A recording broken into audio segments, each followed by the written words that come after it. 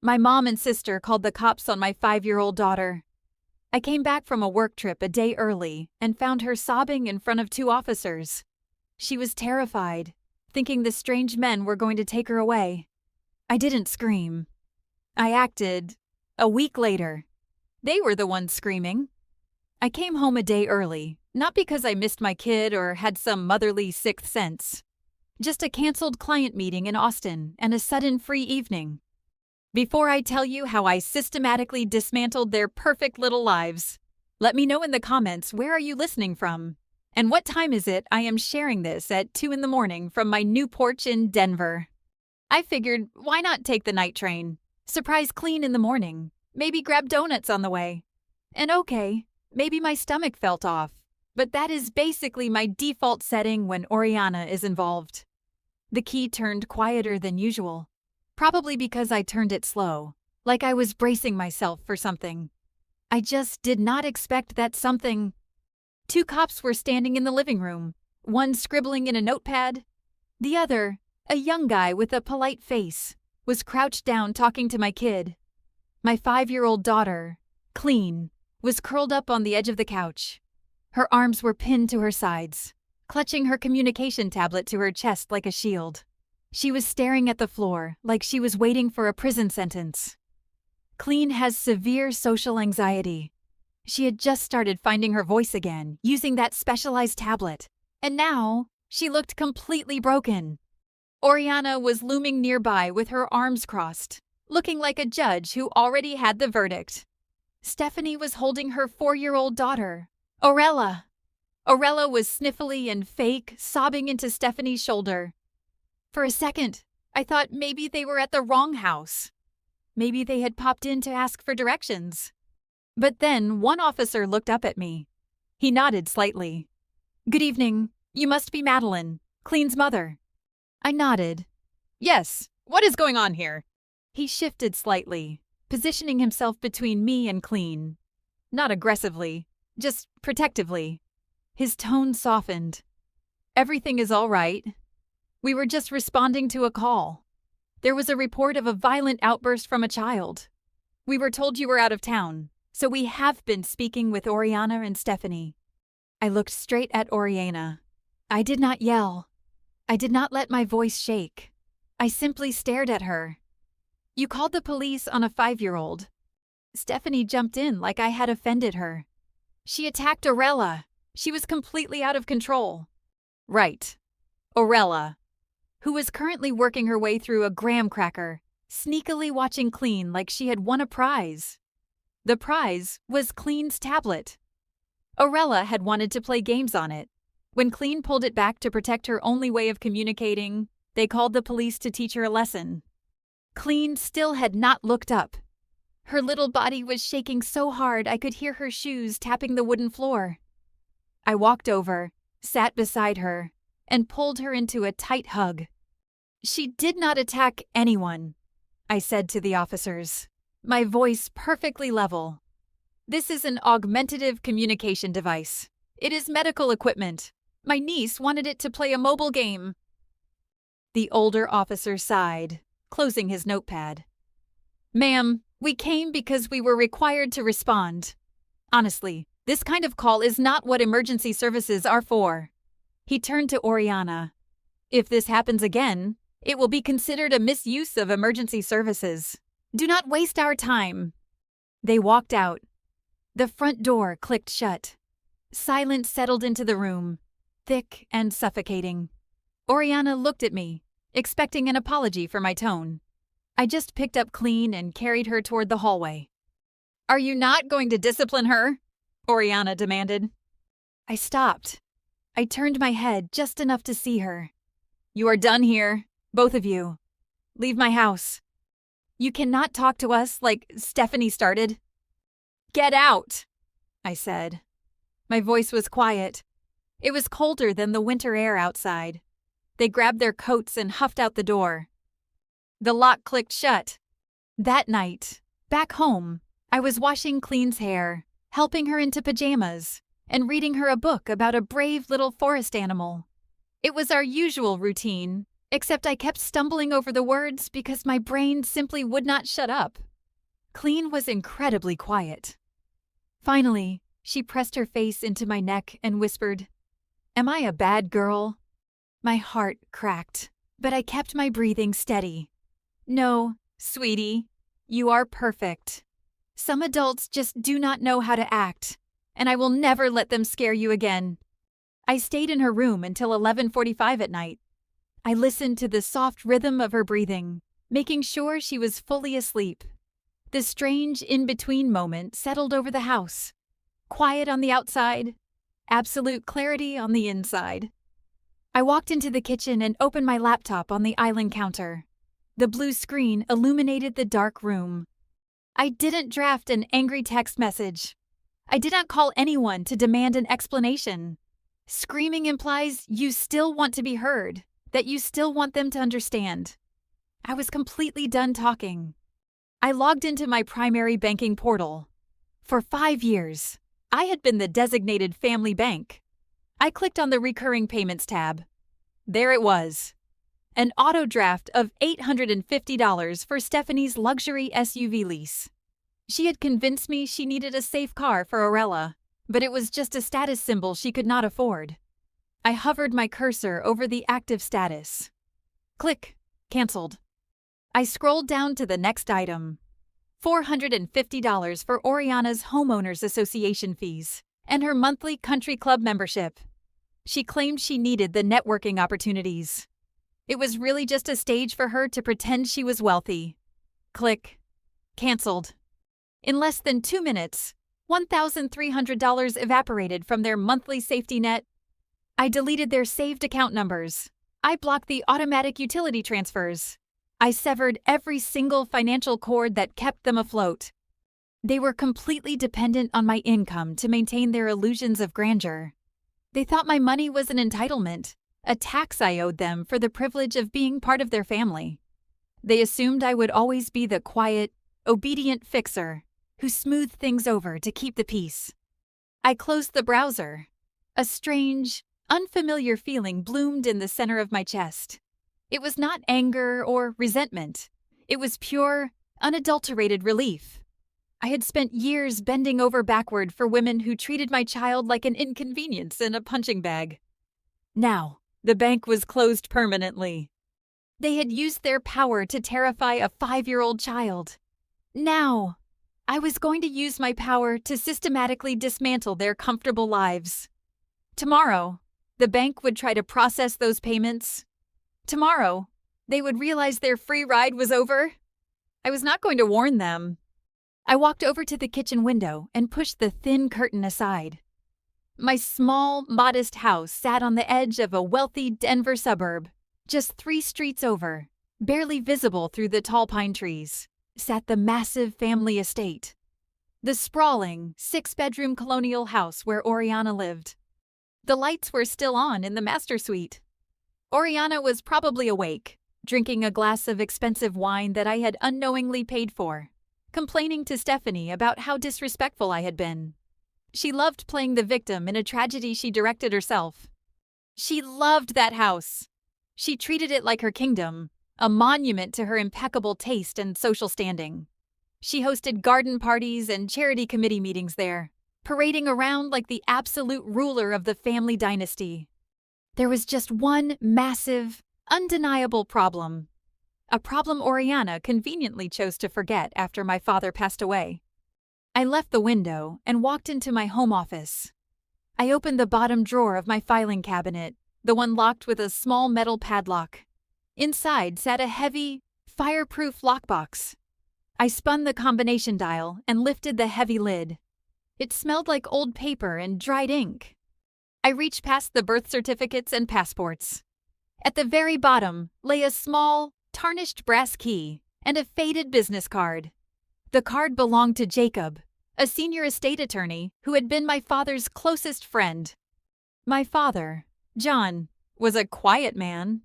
He spent his life working tirelessly, building a substantial portfolio while Oriana spent his money as fast as he earned it. He rarely spoke up against her, which I always mistook for weakness. But during his final months, While he was quietly losing his battle with illness, he did something incredibly strategic. Oriana truly believed she inherited the family estate. She believed the deed automatically transferred to her name upon his passing. She had never bothered to read the actual documents because reading boring legal paperwork was beneath her. She just assumed the kingdom was hers by absolute right. I traced the raised lettering on Jacob's business card. John had not left the house to Oriana. He had placed it into a specialized legal structure. He had named a completely different beneficiary. For 5 years, I had let Oriana live in that massive house rent-free. I paid her maintenance fees, covered her property taxes, and let her pretend she was the undisputed matriarch. I did it because I wanted Cleen to have a normal grandmother. I wanted to buy the illusion of a happy, functional family. But tonight, she had weaponized the police against my little girl. The illusion was dead. Oriana had broken the one unspoken rule of her comfortable arrangement. I slipped the brass key into my pocket. The financial cutoff was just the beginning. I was not just going to stop paying her bills. I was going to take her kingdom away entirely. People always ask the same question when they hear this story. They look at me, a successful medical auditor, a woman who dissects complex fraud schemes for a living, and they ask, why did you let them drain your bank account for 5 years?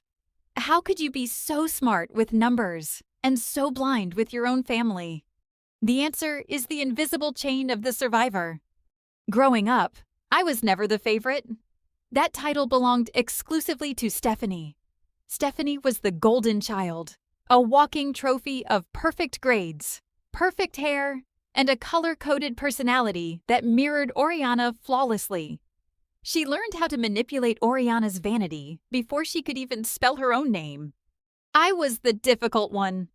In our house, having opinions, speaking out of turn, or crying when things hurt translated directly to weakness. Oriana's favorite catchphrase was, "Do not make a scene. Behave with dignity." If I scraped my knee and cried, she did not ask if I was okay. She asked what I planned to do to fix my ruined tights. When you are raised by a narcissist, you are conditioned to believe that love is entirely transactional. You learn that your value is tied completely to your utility. If you are useful, you get a temporary pass from the emotional coldness. After my father died, I felt a terrifying, hollow silence in my life. Cleen was just a baby. Her biological father had walked out the moment parenting became inconvenient, leaving us completely alone. I looked at my tiny, fragile daughter, and I was terrified she would grow up feeling the same crushing isolation I had known. So, when Oriana started calling again, acting like a grieving widow who wanted to reconnect, I fell for it. When Stephanie asked for a small loan to help with her new baby, I wrote the check. It started small. A grocery bill here, a car repair there. Then it morphed into a monthly subscription fee for their affection. I convinced myself I was doing the right thing. I told myself that paying their bills was an investment in Cleen's childhood. I wanted her to have a grandmother who baked cookies and an aunt who bought her silly gifts. I wanted those picture-perfect holidays you see in television commercials. I was a professional auditor, but I refused to audit my own life. I suffered from a textbook case of learned helplessness. I genuinely believed that if I just gave a little more, paid a little more, and stayed quiet a little longer, I could finally earn a seat at their table. But the truth is much darker. When you are starved of affection for your entire life, you become desperate enough to pay a premium for crumbs. I was buying counterfeit love. Tonight, seeing Cleen shaking in terror in front of armed police officers, the invisible chain finally snapped. The transaction was over. The next morning, at exactly 9 o'clock, I sat at my kitchen table holding the faded business card. The brass key sat heavy in my palm. Looking at it brought a sudden, vivid memory of my father rushing back to me. 6 years ago, the sterile scent of hospital antiseptic was suffocating. John was a quiet man, a man who built a very comfortable life while Oriana spent her days figuring out how to look wealthy to her country club friends. He was lying in a hospital bed, his hand feeling impossibly cold and frail when he pulled me close. He did not ask about Oriana. He did not ask about Stephanie. He looked right at me, his eyes sharp despite the medication. He whispered, "Do not let Oriana swallow your daughter whole." I did not understand exactly what he meant at the time. I thought it was just the medication talking. But then he told me about a file he had set up with Jacob, his oldest friend and estate attorney. John knew his wife better than anyone. He knew Oriana was a black hole of vanity and entitlement. He knew that once he was gone, she would try to consume me, and eventually, she would turn her sights on clean. I picked up my phone and dialed the number on the card. It rang twice before a gravelly voice answered. "Jacob speaking." "Jacob, it is Madeline," I said, "John's daughter." There was a brief pause on the line. Then, a long, heavy exhale. "Madeline, I have been wondering when you would finally make this call." I explained what had happened the night before. I told him about the police. I told him about Clean shaking on the couch, clutching her tablet while Oriana and Stephanie stood over her like triumphant bullies. I kept my voice perfectly level, delivering the facts without a single tear. Jacob was silent for a moment. When he finally spoke, his voice was thick with a mixture of sadness and fierce resolve. "Your father was a brilliant man. Madeline, he loved you, and he loved that little girl more than anything. He spent his last few weeks making sure Oriana could never destroy her." "I need the file, Jacob," I said. "I will have it ready by tomorrow," he replied. "John has been waiting for this day." I hung up the phone. I looked out the window toward the sprawling estate 3 streets over. Oriana was probably waking up right now, expecting her morning to unfold with the same unearned luxury she had enjoyed for 5 years. She had no idea the ground beneath her feet was already gone. In my family, the 5th of the month was an unspoken holiday. It was the day the Madeline Bank automatically processed all of their lifestyle subsidies. For 5 years, on the 5th of every month, my checking account would drain to keep their illusions afloat. Stephanie's luxury SUV payment, Oriana's elite country club dues, the inflated utility bills for a house that was far too large for one person. They never sent a thank you text. They never acknowledged the money. They just expected it to flow, like water from a tap. But this month, the tap was welded shut. At exactly 10 in the morning, my phone vibrated on my desk. It was a text from Stephanie. "Hey, my car payment bounced. The bank sent an aggressive alert. Did you change your debit card?" I read the message, set the phone face down, and went back to reviewing a medical billing report on my monitor. 15 minutes later, the phone buzzed again. This time it was Oriana calling. I let it go straight to voicemail. She left a frantic audio message. I clicked play, letting her voice fill the quiet office. "Madeline, pick up the phone immediately. I am at the club right now, and they just declined my membership renewal in front of the entire committee. This is incredibly embarrassing. Fix whatever glitch is happening with your bank right this second." I took a slow sip of my Earl Grey tea. The warmth spread through my chest, chasing away the last remnants of the anxiety I used to feel whenever they demanded something. An hour passed. Stephanie texted again. "Mal, seriously. The leasing office said if I miss this payment, they will start repossession protocols. I cannot lose this car. Orella needs a safe vehicle. Call me back." It was fascinating to watch the entitlement turn into panic. For years, I would have dropped everything to fix their problems. I would have felt a suffocating wave of guilt, convinced that I was a terrible sister and a bad daughter if I did not instantly resolve their financial messes. I would have scrambled to transfer funds, apologizing for a delay I did not even cause. Not today. Today, I looked at the flashing screen and felt absolutely nothing for them. They had used my money to buy the privilege of treating my daughter like garbage.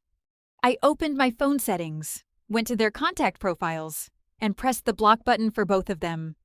I did not owe them an explanation. Silence was a complete and valid response. They lasted exactly 2 days before the decoy attacks began. Since they could no longer reach my phone, they decided to escalate their tactics to the physical world. It was a Tuesday evening. I had just finished buying groceries and was loading a carton of milk into the trunk of my car. The parking lot was mostly empty, bathed in the harsh, yellow glow of the streetlights. Suddenly, a shopping cart slammed aggressively into the side of my bumper. I turned around slowly. Stephanie was standing there, her face flushed with a mixture of rage and manufactured desperation. She had clearly been waiting for me to leave the store. "Are you insane?" she snapped, marching toward me. "You blocked my number. Do you have any idea what you are doing right now?" I did not flinch. I carefully placed my grocery bags into the trunk and closed it with a soft click. "Good evening, Stephanie." "Do not use that weird, robotic voice with me," she hissed, pointing a manicured finger at my chest. "My car is in danger of being repossessed. Mom is having a complete nervous breakdown because the country club suspended her account. You are punishing the whole family over a minor misunderstanding with a child." "A minor misunderstanding," I repeated, my voice devoid of any emotion. "You called armed police officers on a 5-year-old because she would not surrender her medical device so your daughter could play a video game." "We were trying to teach her boundaries," Stephanie yelled, her voice echoing across the empty asphalt. "You spoil her. You let her get away with murder, and now you are acting like a vindictive monster because we tried to help. You are destroying this family over money." She was trying to bait me. She wanted me to yell back. She wanted a screaming match in the middle of a parking lot so she could play the victim, cry about her stress, and manipulate me back into compliance. That was the old script, but I was no longer reading from it. I studied her face, searching for a single ounce of genuine remorse. Finding a complete deficit, I turned on my heel. "You are blocking my exit, Stephanie," I said, my eyes locking onto hers with absolute, freezing calm. "Move the cart, or I will back my car directly over it." For a second, she looked like she might scream again, but something in my demeanor made her stop. She grabbed the handle of the cart and pulled it back, her jaw tight with fury. The gravel crunched beneath my tires as I drove away, leaving her standing in the financial deficit of her own making. That night, after dinner, I sat on the living room rug with Clean. We were coloring in a new sketchbook I had bought her. The house was quiet, safe, and warm, but Clean was not drawing her usual bright rainbows or happy animals. She was using a dark gray crayon, pressing so hard the wax was flaking onto the paper. I watched her little hands. They were still trembling slightly. The police visit had shattered the fragile sense of security we had spent months building. She stopped coloring and looked at her lap. Without looking up, she whispered, "Oriana hates me, right?" My chest tightened so painfully I could barely draw a breath. I reached out and gently lifted her chin so she had to look at me. "No one hates you, Clean. Oriana is just a person who does not know how to be kind." "But she said I was bad," Clean murmured, her voice trembling. "She told the police I was bad." In that exact moment, the final, lingering thread of guilt I had about cutting them off dissolved completely. For years, I thought I was doing the right thing by trying to keep the peace.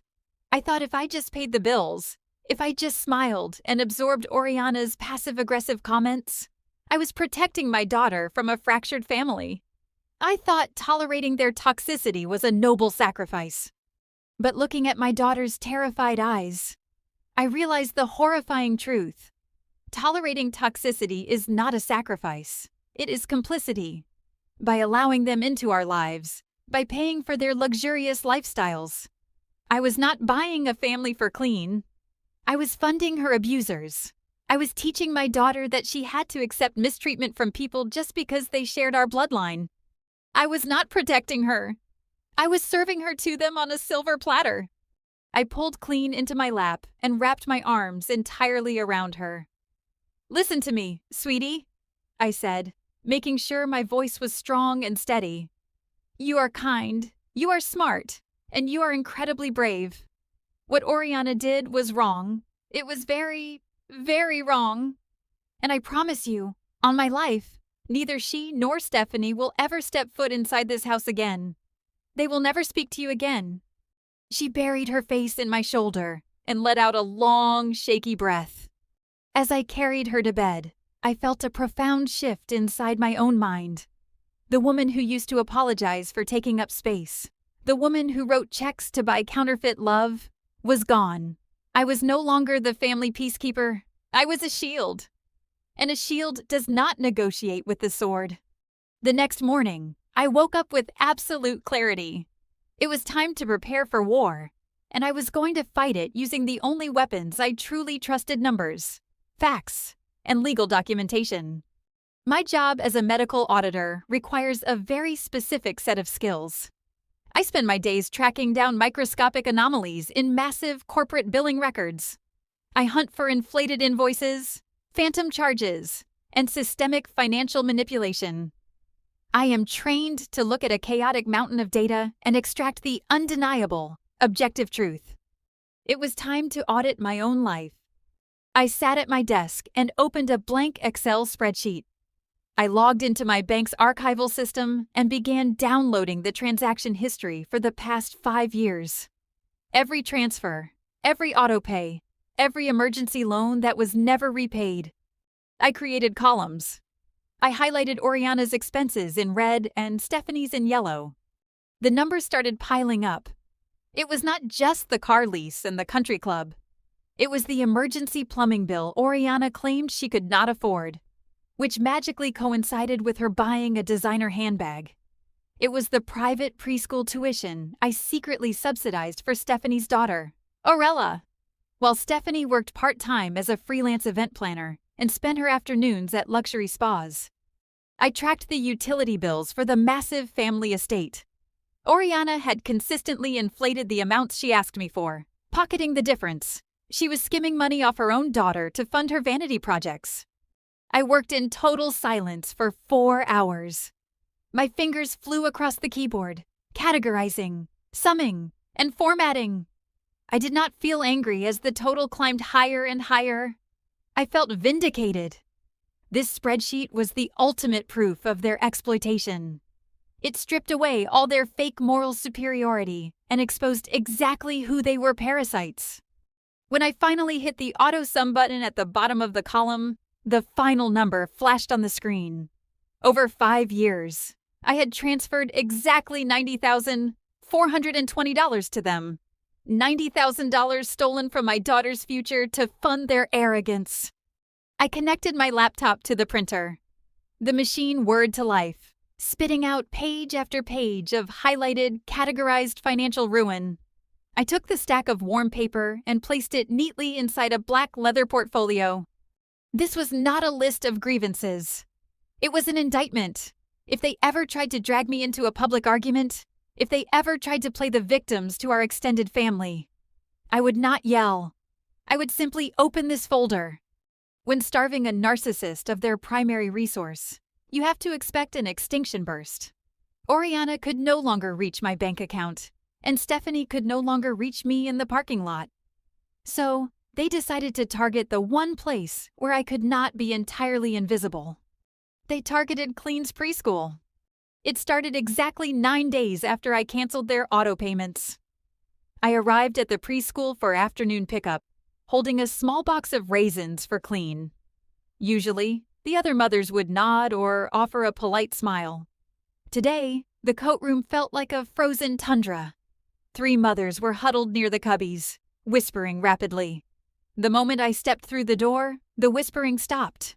They all looked at me, their eyes darting away in uncomfortable silence. One of the mothers, a woman who usually loved chatting about weekend baking projects, grabbed her son's hand and pulled him slightly closer to her leg as I walked past. I found Clean sitting in the corner of the classroom. She was pressing her communication tablet tightly against her chest, her small shoulders hunched forward. The teacher gave me a sympathetic, exhausted look. It did not take a genius to figure out what had happened. Oriana had spent years perfecting the art of suburban warfare. She used her country club gossip skills to launch a targeted smear campaign. She had contacted some of the more talkative mothers, playing the role of the heartbroken, concerned grandmother. She told them I was having a severe mental breakdown. Worse, she told them Clean was a violent, unpredictable child who had recently required police intervention. She framed my daughter as a threat to the other children. Oriana knew exactly what she was doing. She knew Clean suffered from severe social anxiety. She knew my daughter was terrified of loud noises and strangers. By turning the classroom into a hostile environment, Oriana was weaponizing a 5-year-old's disability just to force me into a negotiation. She thought if she made my daily life unbearable, I would eventually surrender and reopen the bank. I knelt down and gently took Clean's hand. Her little fingers were icy cold. She looked up at me, her eyes wide with a quiet, heartbreaking panic. She could feel the shift in the room. She knew the other adults were looking at her differently. I didn't confront the whispering mothers. I didn't waste my breath defending my daughter's honor to women who fed on neighborhood drama. Engaging with the gossip would only validate it. I simply zipped up Clean's jacket, kissed the top of her head, and walked her out to the car. Instead of returning home to cry or vent on social media, I drove Clean to a quiet park across town. I sat on a wooden bench, watching her slowly relax as she fed breadcrumbs to a flock of ducks. While she was distracted and safe, I pulled out my laptop and connected to the cellular hotspot. If Oriana wanted to play the legal and administrative game, I was more than willing to participate. I am an auditor. I live in the administration. First, I scheduled an emergency meeting with the preschool director for the following morning. When I sat in her office, I handed her a printed packet. It contained the police report number from the night they harassed my daughter, proving no charges were filed and noting the officer's warning about the misuse of emergency services. It also contained printed screenshots of Oriana's unhinged voicemails, transcribed word for word. My mother and sister are attempting to use this school as a staging ground for financial harassment, I told the director calmly.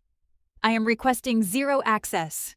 If either of them appears on this property, you are not to engage. You will lock the doors and call the actual police. The director, a practical woman who hated liability issues, nodded immediately and placed the packet into a red folder. My next step was digital. I logged onto the county court's website. Many people think you need an expensive lawyer to establish basic boundaries. You do not. You just need to know how to navigate the forms. I filled out an application for a temporary restraining order. I cited the police incident, the parking lot ambush, and the documented harassment at the school. I requested a standard distance of 500 feet. I attached the evidence, paid the processing fee with my credit card, and hit submit. The entire process took less than 40 minutes. Before I tell you what arrived in my mailbox 2 weeks later, let me ask you something. If you have ever had to build a wall of legal paperwork just to protect your own peace from your biological relatives, drop a shield emoji in the comments. It is a lonely process, but it is necessary. I closed my laptop and walked over to the pond to join Clean. She handed me a piece of bread, a tiny, genuine smile finally appearing on her face. For the first time all week, the heavy weight in my chest lifted. I had taken the abstract chaos of family drama and reduced it to enforceable legal boundaries.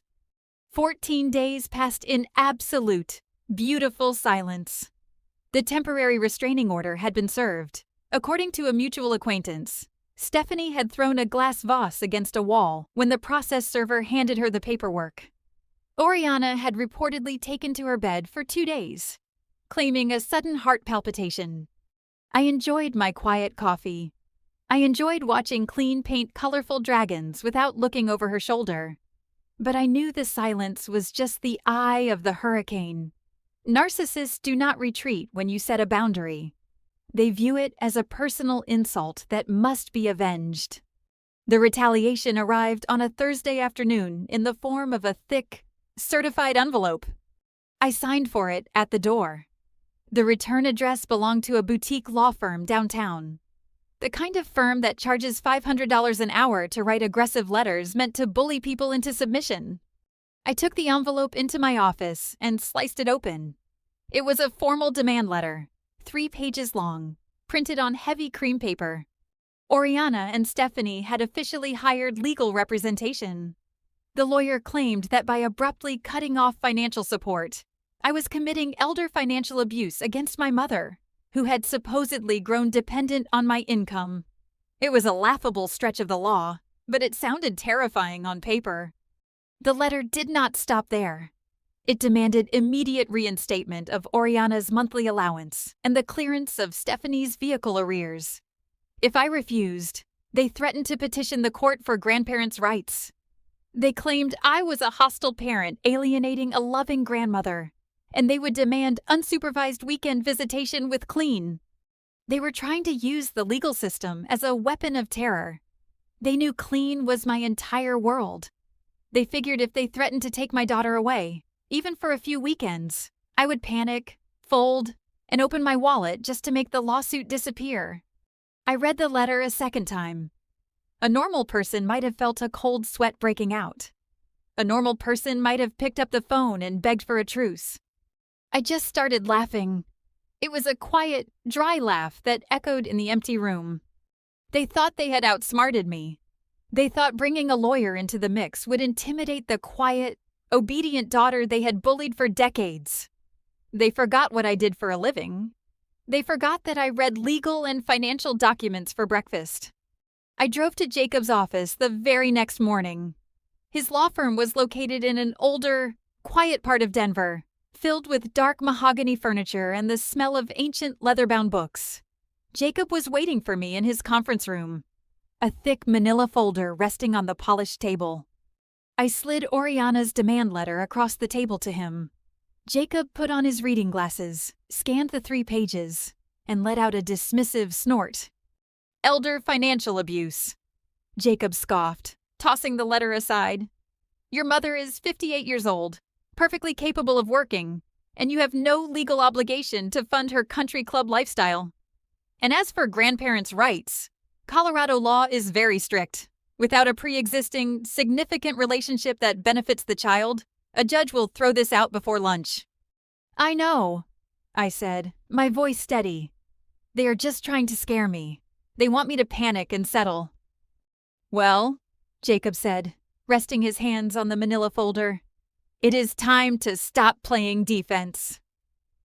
He opened the folder and slid a dense, 40-page legal document toward me. The title at the top was printed in bold, undeniable letters, The John Family Irrevocable Trust. Here is a brief lesson in estate law that everyone should know. When most people write a will, it can be contested, debated, and dragged through probate court for years. But an irrevocable trust is a distinct legal entity. It has its own tax identification number. Once John funded it with the estate deed, the house ceased to be his personal property. It belonged to the trust, governed strictly by the bylaws he established. Oriana believes she inherited the family estate, Jacob explained, tapping the paper. But your father transferred the deed to this trust 2 years before he died. The sole beneficiary of this trust is Clean. You are the sole trustee. You control it. I stared at my father's signature on the final page.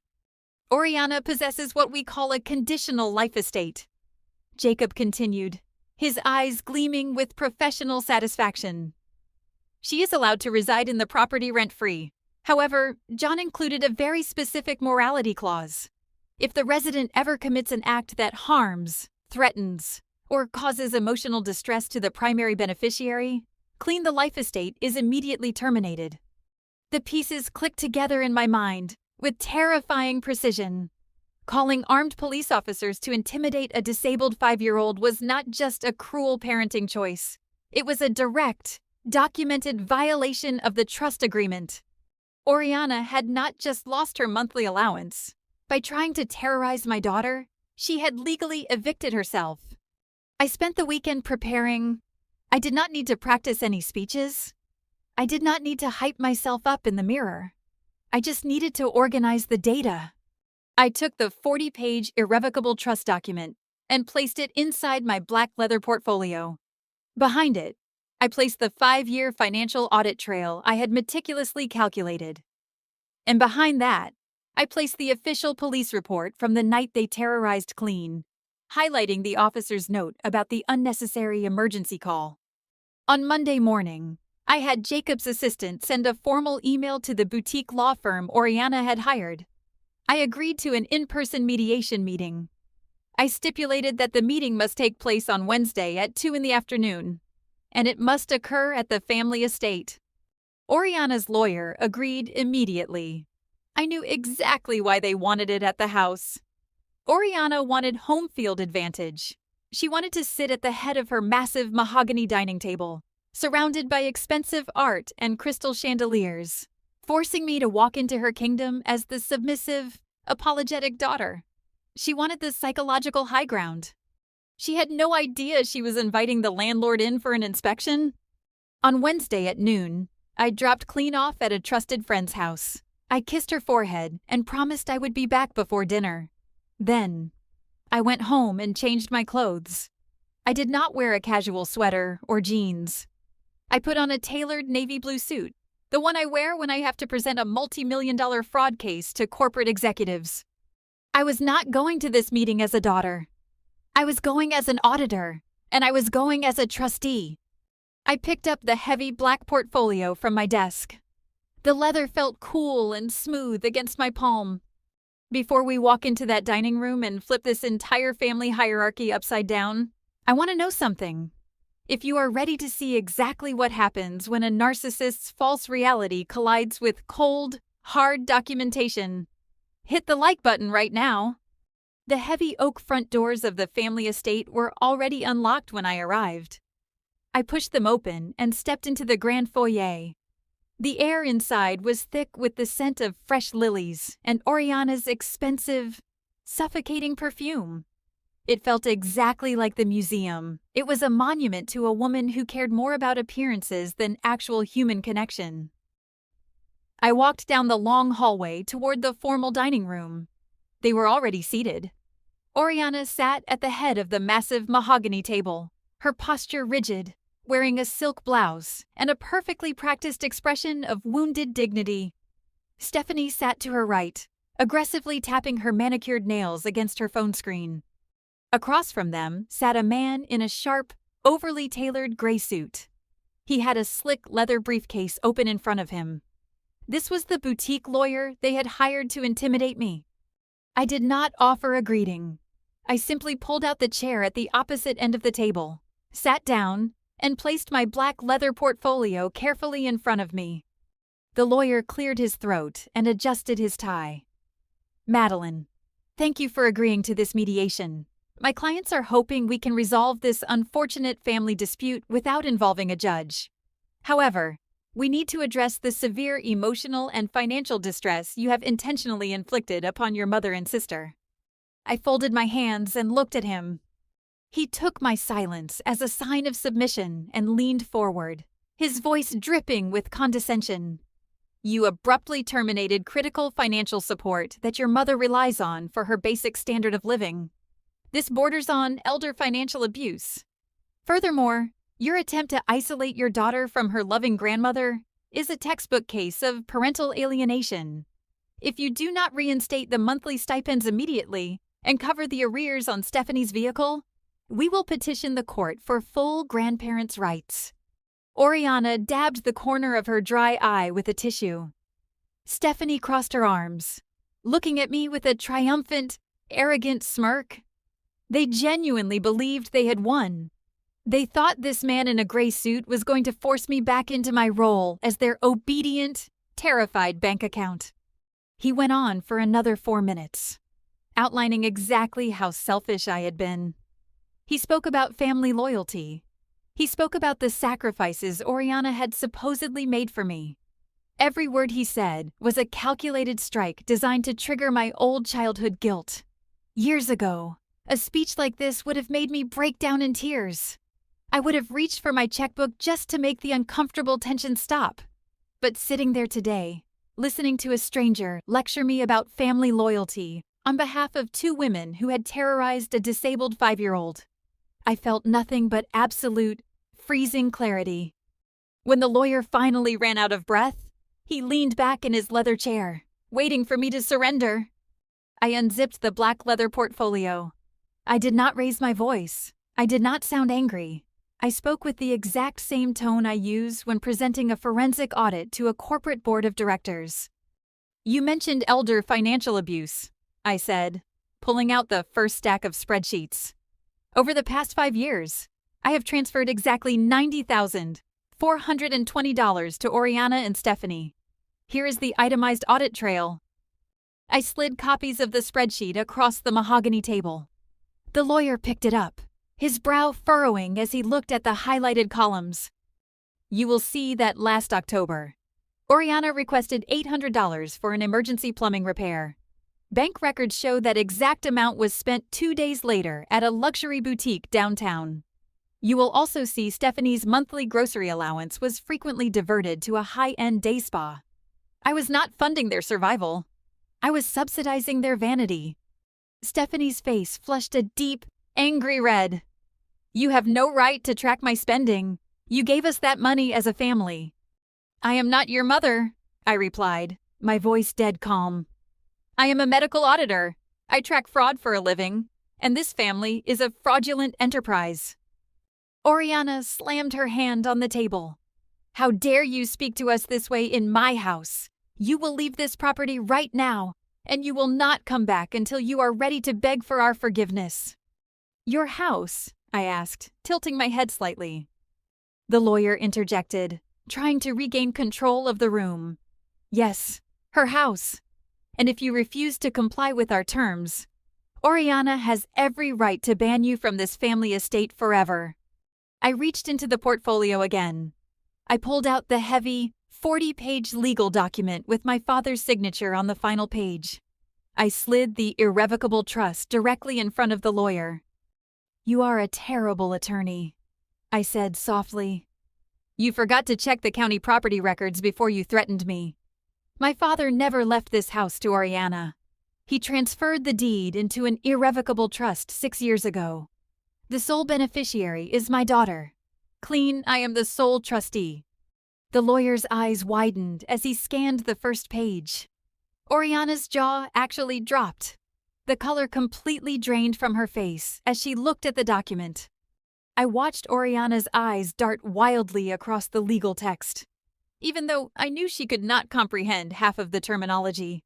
She had spent the last half-decade parading around the country club, bragging about the massive estate John had left her. She had hosted garden parties and charity dinners, acting like the undisputed queen of a dynasty she did not even own. She had treated me like a peasant who was lucky to be invited inside. And now, sitting at the head of her massive dining table, the horrifying reality was finally crashing down on her. The lawyer was stammering now, desperately flipping through the pages of the trust. "Even so," he muttered, "Oriana possesses a conditional life estate. She has a legal right to reside here." "She did," I corrected him. "Until last month. Check Section 4, Paragraph 2, the morality clause." He flipped to the page, his finger tracing the text. I recited it from memory. "If the resident commits any act that harms, threatens, or causes emotional distress to the primary beneficiary, the life estate is immediately and permanently terminated." I reached into my portfolio one last time and pulled out a single sheet of paper. I placed it gently on top of the trust document. "Calling armed police officers to falsely accuse a disabled 5-year-old of violence is a direct violation of that clause." I said, "This is a formal 30-day eviction notice. You have 1 month to pack your bags and vacate my daughter's property." The lawyer looked at the police report, looked at the eviction notice, and then looked at Oriana. He slowly closed his briefcase. He knew an unwinnable battle when he saw one. Without saying a word, he stood up and walked out of the room, leaving his clients completely defenseless. 2 days later, Oriana attempted a desperate, final counterattack. She hired a new, sleazy attorney and filed an emergency injunction with the county court. She claimed that my father was suffering from severe cognitive decline when he signed the trust. She accused me of forging the documents and manipulating a dying man. She demanded the court freeze the estate and halt the eviction. She thought the legal system would drag the process out for years, allowing her to stay in the house while we fought in court. She underestimated my father. When Jacob received the injunction, he did not panic. He simply opened his digital archives. 6 years ago, John knew Oriana would eventually try to contest the paperwork. So, on the day he signed the trust, Jacob had recorded a formal video deposition.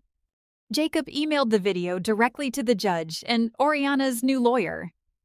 In the video, John looked straight into the camera, sharp and completely lucid. A licensed neurologist stood beside him, officially confirming his mental competency on the record. John read the morality clause aloud, stating explicitly that he was doing this to protect his granddaughter from his wife's toxic behavior. The judge reviewed the video and dismissed Oriana's emergency injunction within 24 hours. There would be no drawn-out legal battle. There would be no negotiation. The eviction stood. The paper guillotine had dropped perfectly. When I received the email from Jacob confirming the dismissal, I was sitting at my kitchen island. I did not gloat. I did not send them a mocking text message. I just deleted the email thread and went back to cooking dinner for Clean. The battle was over, and it had ended exactly as it was supposed to, not with screaming matches in a driveway, but with the quiet, undeniable weight of documented truth. 3 months later, the universe finally balanced its scales. I was driving home from the grocery store when I stopped at a red light near a crowded shopping plaza. I looked over and saw a heavy-duty tow truck backing up to a familiar luxury SUV. Stephanie was standing on the sidewalk, screaming frantically at the tow truck driver, waving her arms in the air while shoppers walked past, staring at her. The bank had finally repossessed her status symbol. She had to walk a mile back to her apartment. Oriana's fate was even quieter, which for a narcissist is a fate worse than death. Without my monthly subsidies and without the massive family estate to host her events, her illusion of wealth completely shattered. She was forced to move into a cramped, noisy apartment complex on the other side of Denver. Her country club membership was permanently revoked for non-payment. The women she used to gossip with completely abandoned her. She became exactly what she always despised, ordinary and invisible. Meanwhile, I officially sold the family estate. The housing market was incredibly strong, and the property sold for well over asking price. I did not keep the money. The funds belonged to Clean's trust. I used a portion of it to buy us a beautiful, sprawling piece of land in the countryside.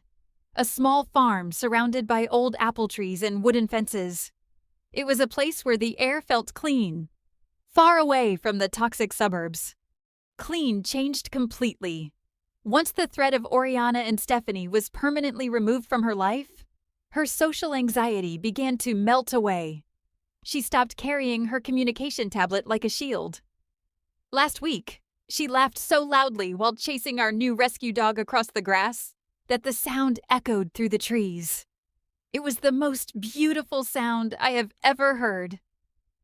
My career as an auditor continued to thrive, but I wanted to do something more meaningful with my skills.